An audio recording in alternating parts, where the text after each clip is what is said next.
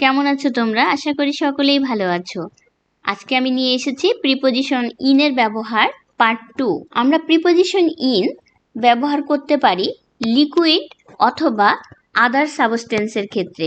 Liquid বা আদার সাবস্টেন্সের ক্ষেত্রে কিভাবে তুমি প্রিপোজিশন ইন ব্যবহার করবে, চলো সেটা আমরা দেখে নেই একটা এক্সাম্পলের মাধ্যমে। Do you like sugar in your coffee? তোমরা নিশ্চয়ই বুঝতে পারছো কফি হলো লিকুইড। কফি লিকুইড হওয়ার কারণে এখানে আমরা প্রিপোজিশন ইন ব্যবহার করেছি।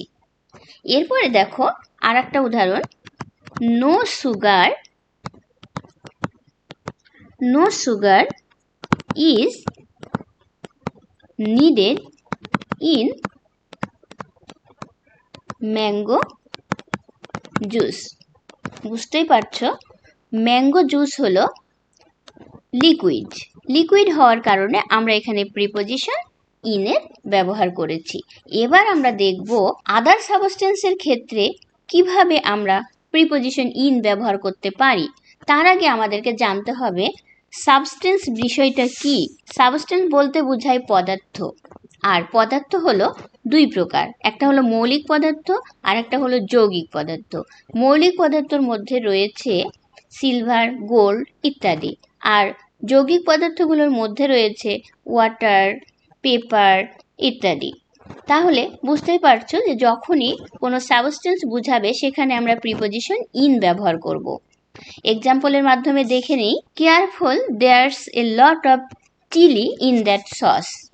যেহেতু সস হলো একটা সাবস্টেন্স, যার কারণে আমরা এখানে প্রিপোজিশন ইন এর ব্যবহার করেছি। আরও কিছু উদাহরণ আমরা দেখে নিই, যেমন there is no dust in the morning air. এখানে এয়ার হলো একটা সাবস্টেন্স, যার কারণে আমরা এখানে প্রিপোজিশন ইন ব্যবহার করেছি। আরেকটা এক্সাম্পল দেখে নিই, দেয়ার ইজ নো অডাল্টারেশন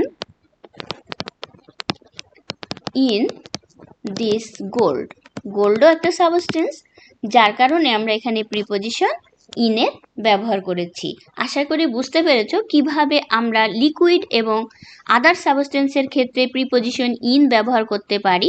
এরকম ইনের আরও অনেক ব্যবহার রয়েছে, যেগুলো আমি পার্ট 3, পার্ট 4 এই ভিডিওগুলোতে রাখবো তোমাদের জন্য। আশা করি তোমরা পরবর্তী ভিডিওগুলো দেখবে এবং প্রিপোজিশনের যে ব্যবহার রয়েছে সেগুলো তোমরা ক্লিয়ার হয়ে যাবে।